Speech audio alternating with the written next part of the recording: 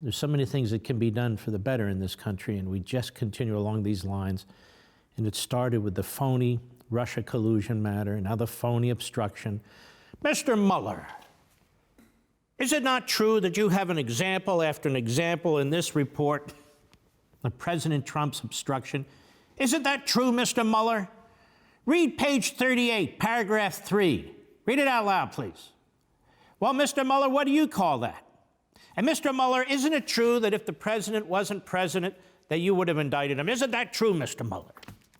And Mr. Mueller, isn't it true that because of those 2 memos from the Office of Legal Counsel saying you can't indict a sitting president, that's really the reason that you didn't bring charges against this president, because otherwise you would have? Isn't that true, Mr. Mueller? So they're going to try and get Mueller to say what he didn't say in the report, but what they want him to say. And look, he might do it. But then again, he might not. And then they'll be very, very disappointed, of course. Mueller probably read the report for the first time over the weekend because he didn't write it. Obviously, Weissman and his other hacks wrote the report, and they should never have written a 448-page report. I've got questions for him, too, from the Republican side.